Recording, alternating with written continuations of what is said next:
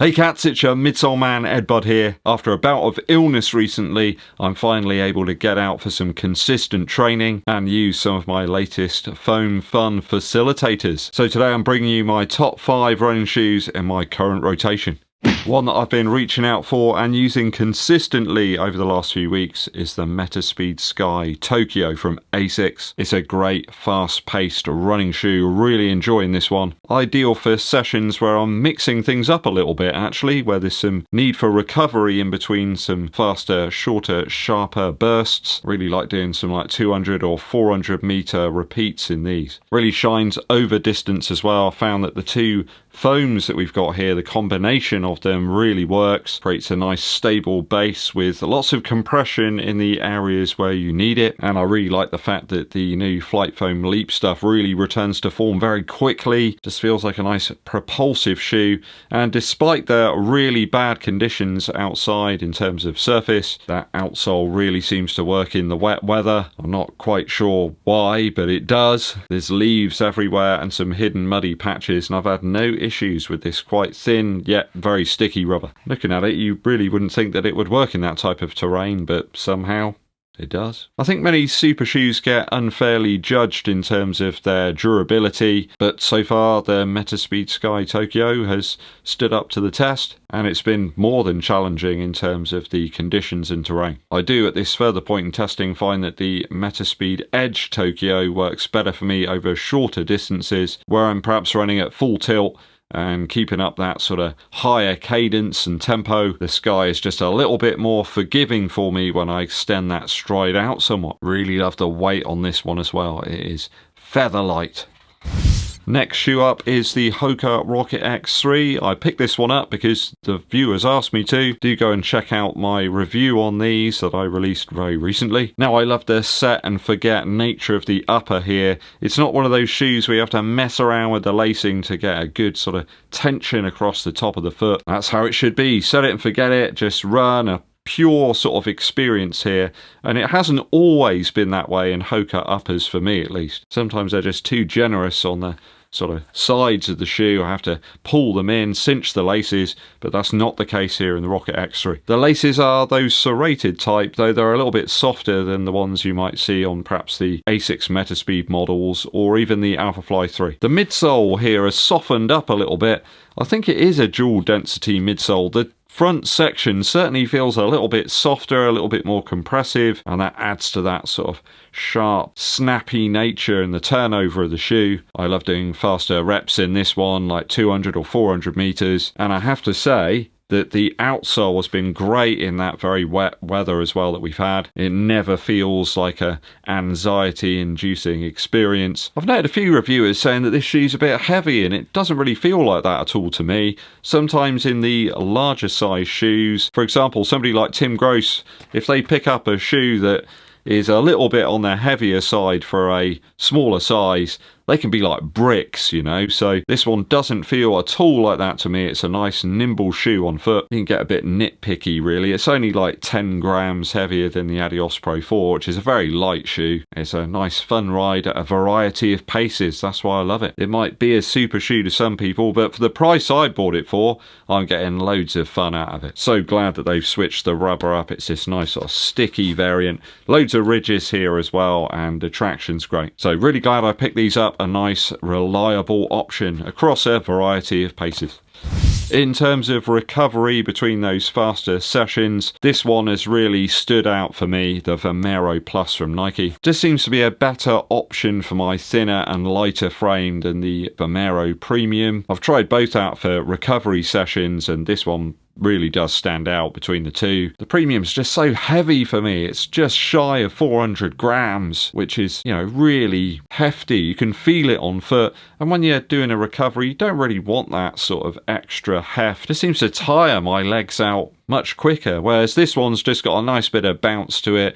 The comfort's there, the plushness is there. I think this was closer to like 340 grams or something, so it does feel quite pronounced on foot, that difference. If you're running easy, sustainable sort of speeds, then the Vomero Plus is easily enough. Traction's been fine thus far, and I find it nice and stable due to that quite wide footbed. It's exactly everything you want for sort of easy daily running. If anything, the ZoomX has got a little bit more compressive over the months that I've had the shoe. It's certainly my favourite for that sort of intended easy running, the Vomero Plus from Nike.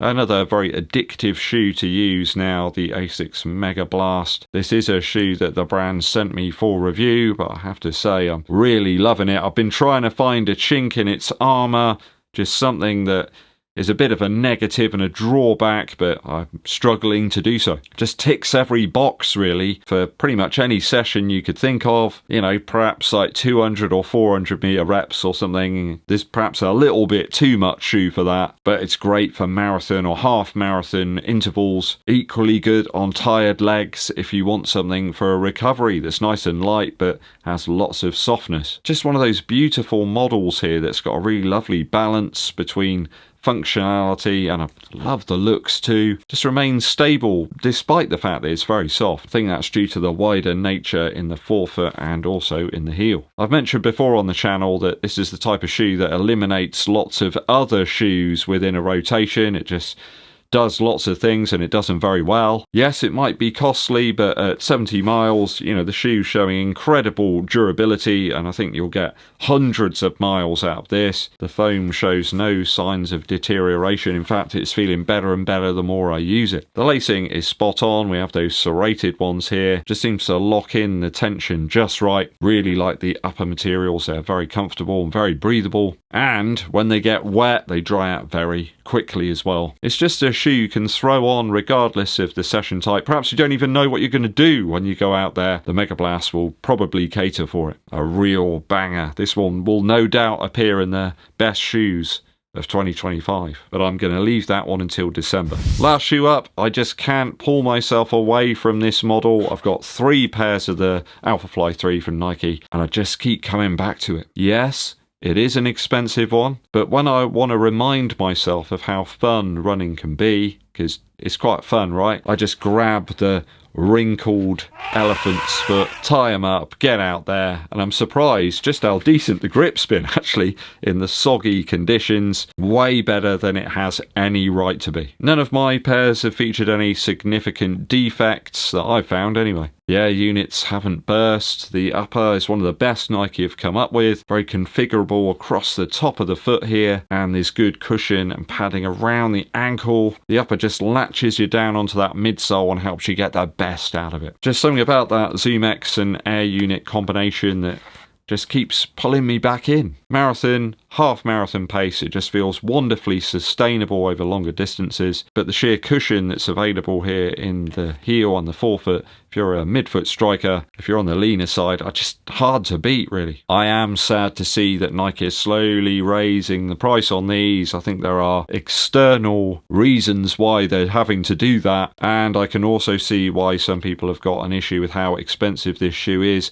considering that some folks I know in certain places in the world are finding it hard to put food on the table. But if you've been using it perhaps for training and then a key race, and then it's just sat on the shelf gathering dust, only getting the occasional loving glance from you, why not treat yourself and use it? You know, you're worth it. Get the shoe on foot, use it, enjoy it. These foams, they don't last forever, okay? Don't keep saying tomorrow, tomorrow, because yeah, you know why. So that's one I keep reaching for, and I just love this colourway. It just really speaks to me. Kind of Christmassy looking in a certain way, I think. Right, that's a lot.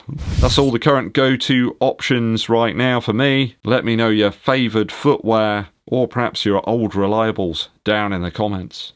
Quick musical interlude for you. I've been digging back through the crate and listening to the White Stripes debut album from 1999. Can't believe it was that long ago. Great track for you. It's a running track as well. It's called Broken Bricks. This one's got some garage rock style guitar and someone ringing a bell as well at one point, which just seems to work really well. Perhaps if you're doing some intervals or like a 1K interval at like faster pace, get Broken Bricks on. It's got a great sort of propulsive drumming style. In fact, most of Meg White's drumming is propulsive across the whole of the White Stripes catalogue. Wonderful guitar tones, they're dirty, they feel like they've been put into a tin can and thrown in the bin, and the bell. the bell really works. I think it's like, you know, PB or like last lap stuff. Go and check it out. Broken Bricks by the White Stripes. Hope you like the new Wanda specs as well. I went to watch Buddy Holly story with my dad yesterday